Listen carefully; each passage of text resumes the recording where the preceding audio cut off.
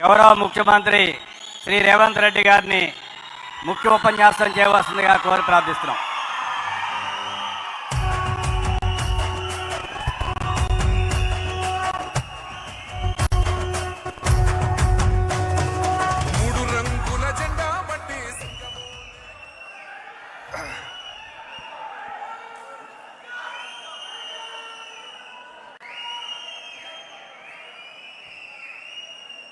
Doctor YS Rajasekhar Reddy గారి 75వ జయంతి సందర్భంగా Andhra Pradesh Congress party మిత్రుడు గిడుగు రుద్రరాజు అధ్యక్షతన ఆంధ్రప్రదేశ్ కాంగ్రెస్ పార్టీ అధ్యక్షురాలు డాక్టర్ వైఎస్ రాజశేఖర్ రెడ్డి గారి కుమార్తె ఈ రాష్ట్ర అధ్యక్షురాలుగా ఈ కార్యక్రమాన్ని ఏర్పాటు చేసి ఈ కార్యక్రమంలో శ్రీ రాహుల్ గాంధీ గారిని ముఖ్య అతిథులుగా పాల్గొనమని ఆహ్వానించడం జరిగింది. ప్రాథమికంగా రాహుల్ గాంధీ గారు ఈరోజు ఈ సమయంలో ఈ కార్యక్రమంలో పాల్గొని డాక్టర్ వైఎస్ రాజశేఖర్ రెడ్డి గారి 75వ జయంతి వేడుకలలో మీ అందరి మధ్యన ఉండాలని వారు భావించారు. కానీ మణిపూర్లో ఉన్న ప్రత్యేక పరిస్థితుల్లో ఏఐసిసి కాంగ్రెస్ పార్టీ అధ్యక్షుడు మల్లికార్జున్ ఖర్గే గారి ఆదేశాల మేరకు వారు మణిపూర్ రాష్ట్ర పర్యటనకు వెళ్తూ నన్ను ఆదేశించడం జరిగింది. ఆంధ్రప్రదేశ్ కాంగ్రెస్ పార్టీ శ్రీమతి షర్మిలమ్మ గారు ఏర్పాటు చేసిన కార్యక్రమంలో నా ప్రతినిధిగా మీరు పాల్గొని మన వైపు నుంచి సంపూర్ణంగా గాంధీ కుటుంబం ఎప్పుడూ వైఎస్ఆర్ కుటుంబానికి ఆంధ్రప్రదేశ్ కాంగ్రెస్ పార్టీ కార్యకర్తలకు వైఎస్ఆర్ అభిమానులకు అండగా నిలబడతామని చెప్పి మీరు వెళ్ళి వాళ్ళ మధ్యలో నించొని చెప్పి రావాల్సిందిగా రాహుల్ గాంధీ గారు నన్ను ఆదేశించడం జరిగింది. నాతో పాటు ఈ కార్యక్రమంలో ఆంధ్రప్రదేశ్ ఇన్ఛార్జ్ మాణిక్ ఠాగూర్ గారు, తెలంగాణ ఇన్ఛార్జ్ దీపదాస్ మున్షి గారు, ఆంధ్రప్రదేశ్ మాజీ అధ్యక్షులు రఘువీరారెడ్డి గారు, డాక్టర్ కేవీపీ రామచంద్రరావు గారు, మా సహచర మంత్రివర్గ సభ్యులు, ముఖ్యంగా మా మిత్రుడు పట్టి విక్రమార్క గారు, మిగతా మంత్రివర్గ సభ్యులు అందరూ కూడా ఈ కార్యక్రమంలో పాల్గొని ఈరోజు ఈ వాతావరణం చూస్తుంటే ఎవరైనా ఎవరి కుటుంబంలో ఎంత దగ్గర వాళ్ళు చనిపోయినా నెలకో 2 నెలలకో 3 నెలలకో వారి జ్ఞాపకాలు మన నుంచి దూరం అవుతూ ఉంటాయి. కానీ డాక్టర్ వైఎస్ రాజశేఖర రెడ్డి గారు మన నుంచి దూరమైన 15 సంవత్సరాలైనా వారి జ్ఞాపకాలు ఇంకా మన మదిలో మెదులుతున్నాయి. వారిని శాశ్వతంగా మనం గుర్తుపెట్టుకున్నాము అంటే వారు నాయకుడుగా, సంక్షేమ సృష్టికర్తగా, అభివృద్ధి రాష్ట్రంగా నాడు ఉమ్మడి ఆంధ్రప్రదేశ్ను తీర్చిదిద్దడమే కాకుండా ప్రతి ఒక్క మన కుటుంబ సభ్యులలో ఒక కుటుంబ సభ్యుడిగా వారు మనలో బలమైన ముద్ర వేసింది. కాబట్టే ఈరోజు ఈ వేదిక మీద ఉన్న వాళ్ళు నిన్నగాక మొన్న వైఎస్ఆర్ గారిని కలిసినట్టు, ఆ కలిసినప్పుడు జరిగిన చర్చలను ఇక్కడ ప్రస్తావించినట్టుగా ఉండవల్లి అరుణ్ కుమార్ గారి నుంచి మొదలు పెడితే మాట్లాడిన వక్తలందరూ కూడా ఆనాటి జ్ఞాపకాలను ఈరోజు ప్రస్తావించారు. ఇది చాలా అరుదైన సందర్భం, అరుదైన అంశం. ఎంత గొప్ప నాయకుడైనా కొంతకాలానికి కాలక్రమేణా ప్రజల మదిలో నుండి దూరం అవుతూ ఉంటారు. కానీ డాక్టర్ వైఎస్ రాజశేఖర రెడ్డి గారి కాలం గడిచిన కొద్దీ సంవత్సరాలు పోయిన కొద్దీ ఇంకా బలంగా బలంగా పేదవాళ్ళ మదిలో పేదవాళ్ళ గుండెల్లో ఇప్పటికీ గుర్తుండిపోయే విధంగా వారు ఉన్నారు అని అంటే, వారు ఉన్నప్పటికంటే ఈరోజు వారు లేని లోటు మనందరికీ కనిపిస్తుంది. కొన్నిసార్లు వ్యక్తులు ఉన్నప్పుడు వాళ్ళ గొప్పతనం మనకు అర్థం కాదు. కొన్నిసార్లు వాళ్ళు మనకు దూరం అయినప్పుడు, మనం వాళ్ళని కోల్పోయినప్పుడు వాళ్ళ విలువ తెలుస్తుంది. ఈరోజు 2 రాష్ట్రాలలో సంక్షేమమైన అభివృద్ధి అయినా ప్రజలతో మమేకమైన నాయకుడి గురించి చర్చ జరిగినప్పుడల్లా రాజశేఖర రెడ్డి గారు లేని లోటు ఈ సమాజం గమనిస్తుంది, ఈ సమాజం చర్చించుకుంటుంది. అందుకే ఈరోజు పార్టీగా ఆంధ్రప్రదేశ్లో కాంగ్రెస్ బలహీనంగా ఉన్న రాజశేఖర రెడ్డి గారి అభిమానులకు ఈ రాష్ట్రంలో కొదవలేదు, తెలంగాణలో కొదవలేదు. ఈరోజు అక్కడైనా ఇక్కడైనా లక్షలాదిగా వైఎస్ఆర్ అభిమానులు ఉన్నారు అని అంటే వారు బలమైన ముద్ర మనకు వారు ఇచ్చిండ్రు. ఇక్కడ వేదిక మీద ఉన్న మిత్రులందరికీ అధికారంలో ఉన్నప్పుడు కానీ కాంగ్రెస్ పార్టీలో ఉన్నప్పుడు కానీ వాళ్లకు ఒకే రకమైన అనుభవాలు ఉన్నాయి. నాకు మాత్రం భిన్నమైన అనుభవం ఉంది వైఎస్ఆర్ గారితో. నేను మొదటిసారి 2007లో మొట్టమొదట స్థానిక సంస్థల నుంచి శాసనమండలి సభ్యుడిగా నేను కావచ్చు, మా మిత్రుడు భట్టి గారు కావచ్చు, లేదా మా గిడుగు రుద్రరాజు గారు కావచ్చు, లేదా పెద్దలు సిపిఐ నారాయణ గారు, వాళ్ళు ఎవరు ముఖ్యమంత్రిగా ఉన్నా వాళ్ళతో కలిసి ఉన్నా వాళ్ళతో కలిసి లేకపోయినా సమస్యల్ని గుర్తు చేసే విధానంలో మనమందరం చూస్తూ 2007 మొదటిసారి శాసనమండలి సభ్యుడిగా సభకు వెళ్ళినప్పుడు ఐఏఎస్కు ఐపీఎస్కు ప్రిపేర్ అయ్యే వాళ్ళు కూడా రాత్రంతా చదివే వాళ్ళు నాకు తెలీదు, చదివితేనే ఐఏఎస్ అయ్యినరో కాలేదో నాకు తెలీదు. కానీ శాసనమండలి సమావేశాలు వస్తున్నాయి అని అంటే సమస్యల్ని ప్రస్తావించాలని, సమస్యల లోతులను తడమాలని, వైఎస్ఆర్ దృష్టిని ఆకర్షించాలని, వైఎస్ఆర్ గారి ముందల బలమైన వాదనను వినిపించాలి అని రాత్రంతా చదువుకొని ఉదయం సరాసరి శాసనమండలికి వెళ్ళి వారి ముందు చాలా విషయాలను, ప్రభుత్వం తీసుకుంటున్న సంక్షేమ అభివృద్ధి కార్యక్రమాలను ప్రస్తావించి బలమైన వాదనను వినిపించేది. అదే కాదు 2009లో మళ్ళీ వైఎస్ఆర్ గారు రెండవసారి ముఖ్యమంత్రి అయినప్పుడు నేను మొదటిసారి శాసనసభ్యుడిగా ఎన్నికైనా అదే విధానాన్ని కొనసాగిస్తూ మొట్టమొదటి బడ్జెట్ సమావేశాలలో వైఎస్ఆర్ గారు బడ్జెట్ను ప్రవేశపెట్టిన తర్వాత ప్రధాన ప్రతిపక్ష పార్టీ నుంచి దాదాపుగా 40 నిమిషాలు ఏకధాటిగా అంశాలను ప్రస్తావించినప్పుడు మధ్య మధ్యలో ముఖ్యమంత్రిగా పిల్లవాడని కాకుండా ప్రోత్సహించాలన్న ఆలోచనతోని నేను లేవనెత్తిన అంశాలకు డాక్టర్ వైఎస్ రాజశేఖర రెడ్డి గారు లేచి సమాధానం ఇచ్చేవాళ్ళు. పక్క నుండి నాకు తెలిసి శైలజనాథ్ గారు అనుకుంటా, ఆయన అట్లానే మాట్లాడుతుంటాడు. సార్ మనం రిప్లై ఇస్తే ఇంకెక్కువ మాట్లాడతాడు, మనం చెప్పకపోవడమే మేలేమో అని చెప్పిండు అనుకుంటున్నాను నాకు గుర్తున్నంత వరకు చెవిలా. కానీ వైఎస్ఆర్ గారు ఏమన్నారంటే, కొత్తగా సభలోకి వచ్చిన సభ్యులు అవగాహనతో మాట్లాడుతున్నప్పుడు మనం సమాధానం ఇవ్వడం ద్వారా వాళ్ళని ప్రోత్సహించాలి, తద్వారా నాయకత్వం బలపడుతుంది అని చెప్పి వైఎస్ఆర్ గారు ఆనాడు మాట్లాడినరు.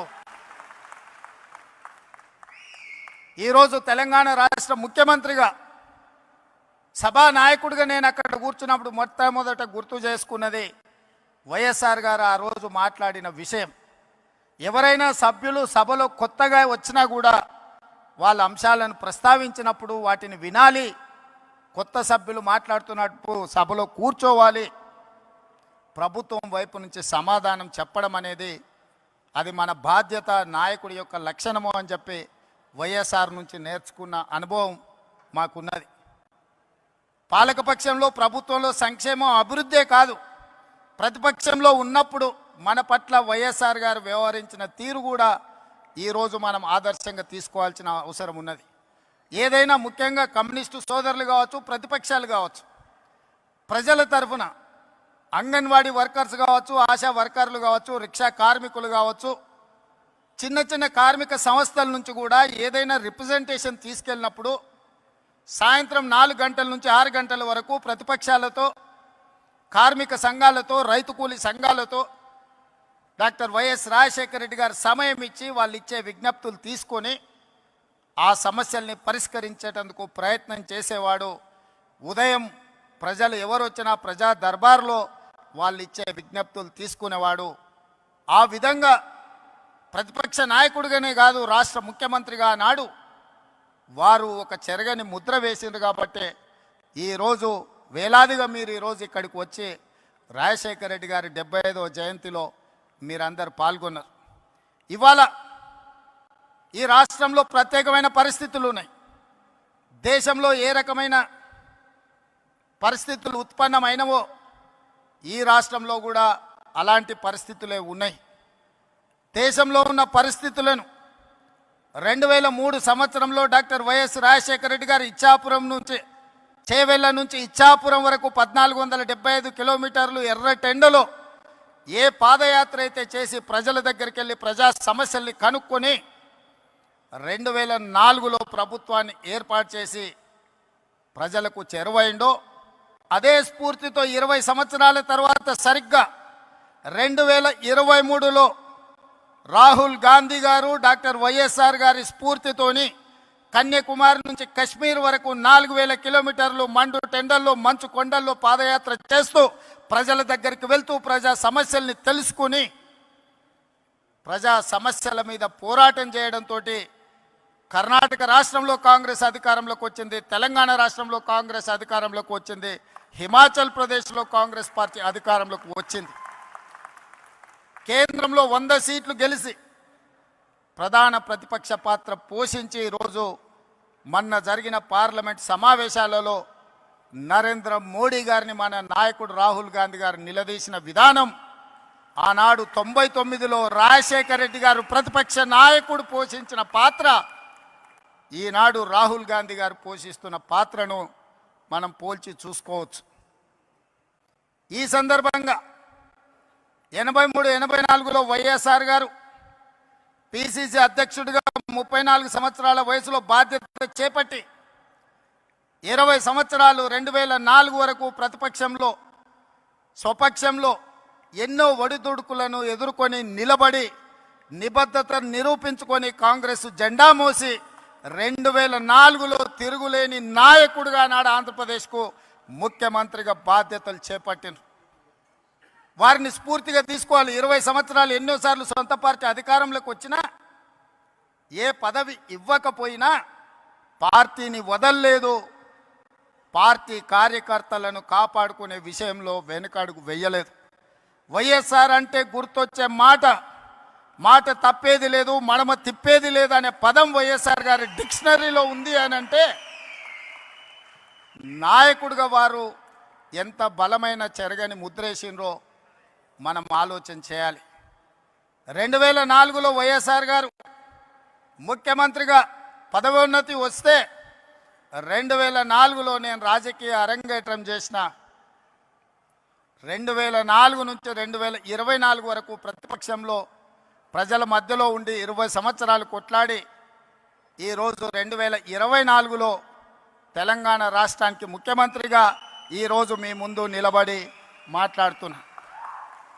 ఎందుకు ఈ అంశాన్ని ప్రస్తావిస్తున్నా అంటే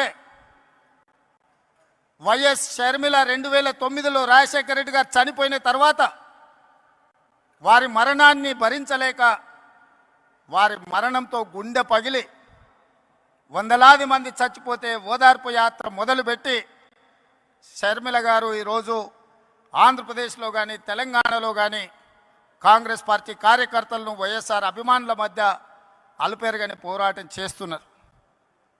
ప్రతి పోరాటానికి ప్రతి అడుగుకు ఒక సమయం సందర్భం వస్తుంది, ప్రజలు తీర్పిస్తారని నేను బలంగా నమ్ముతున్నా. 2009 నుంచి నాడు షర్మిల గారు కాంగ్రెస్ పార్టీ అధ్యక్షురాలుగా 2024లో బాధ్యత వహించారు.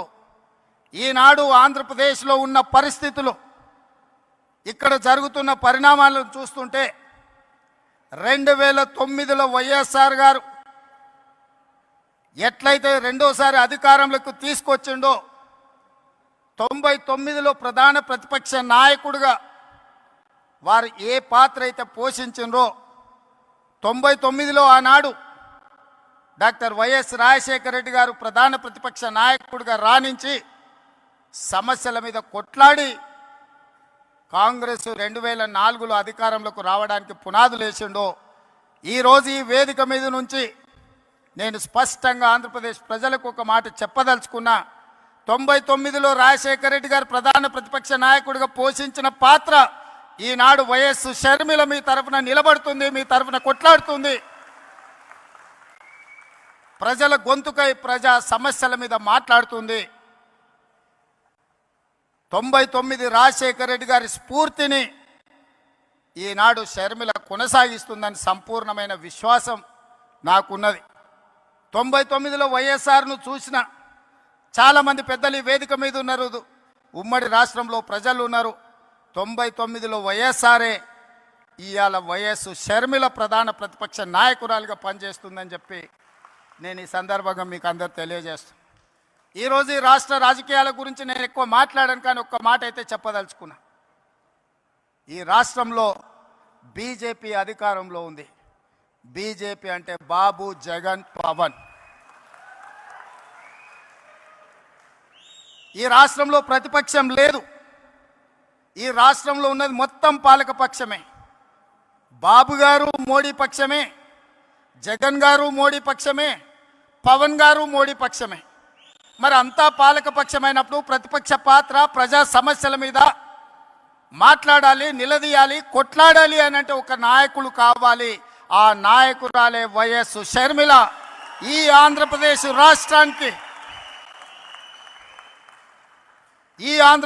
రాష్ట్రానికి ప్రజల పక్షాన, బడుగు బలైన దళిత గిరిజన మైనారిటీ మహిళల పక్షాన నిలబడి కొట్లాడేది, నిలబడి మాట్లాడేది, ఢిల్లీతో నిలబడి కలబడేది వైఎస్ షర్మిల.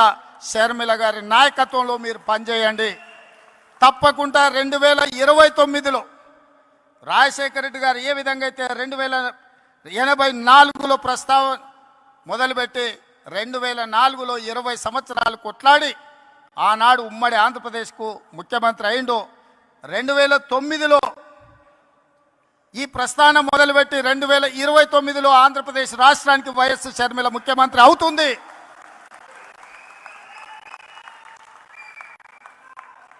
కార్యకర్తల త్యాగం, వైఎస్ షర్మిల పోరాటం ఊరికే పోదు. ప్రజలు నిశితంగా గమనిస్తున్నారు. 2029లో ఈ దేశానికి రాహుల్ గాంధీ గారు ప్రధానమంత్రి అవుతారు. ఆంధ్రప్రదేశ్లో కాంగ్రెస్ పార్టీ అధికారంలోకి వస్తుంది. ఇదే వైఎస్ఆర్ చివరి కోరిక. ఈరోజు చాలామంది ఆయన పేరు మీద అన్ని రకాల లబ్ధి పొందిన కుటుంబ సభ్యులుగా వారసత్వం రాదు. ఆశయాలను మోసినప్పుడే వారసత్వం వస్తుంది. ఆశయాలను మోసే వాళ్ళనే వారసులుగా ఈరోజు మనం గుర్తించాలి, గౌరవించాలి. వైఎస్ఆర్ ఆశయం ఈ దేశంలో కాంగ్రెస్ బలంగా ఉండాలి, బడుగు బలైన దళిత గిరిజన మైనారిటీ మహిళల్ని ఆదుకోవాలి, హక్కున చేర్చుకోవాలి అనే ఆలోచనతో రాహుల్ గాంధీ గారు ప్రధానమంత్రి కావాలన్నదే వైఎస్ఆర్ గారి ఆలోచన. మరి ఈరోజు ఆంధ్రప్రదేశ్ ప్రజలు నేను అడుగుతున్నా, వైఎస్ఆర్ అభిమానులను నేను అడుగుతున్నా, వైఎస్ఆర్ పేరు మీద రాజకీయ వ్యాపారం చేసేవాళ్ళు ఆయన వారసులా, లేకపోతే నిజంగా వైఎస్ఆర్ గారి ఆశయం కోసం కష్టపడుతూ, ప్రతి ఒక్కరికి తెలుసు, బడికెళ్ళే పిల్లగానికి కూడా తెలుసు ఆంధ్రప్రదేశ్లో కాంగ్రెస్ అంటే గెలుచుడు కష్టం సార్, సర్పంచ్ అయినా అని. సర్పంచ్ గెలవడానికి కష్టమైనా పర్వాలేదు, నేను కష్టపడతా అని ముళ్ళపాట ఎన్నుకున్నది వైఎస్ షర్మిల. కాంగ్రెస్ పార్టీ జెండా మోస్తుంది అని అంటే కేవలం వైఎస్ఆర్ ఆశయాన్ని కొనసాగించడం కోసమే ఈరోజు వైఎస్ షర్మిల బాధ్యత తీసుకున్నారు.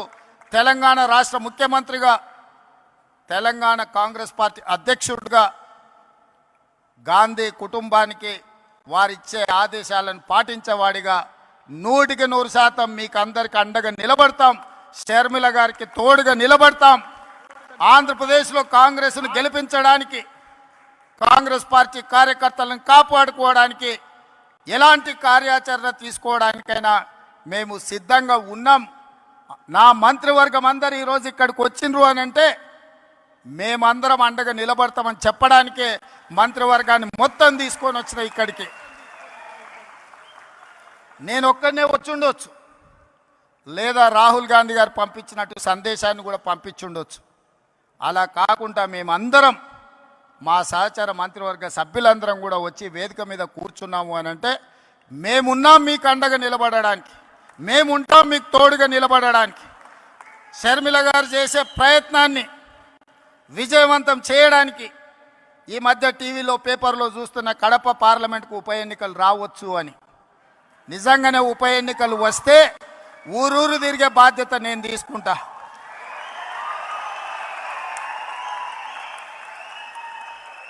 కడప పౌరుషాన్ని ఢిల్లీకు చాటే సందర్భం వస్తే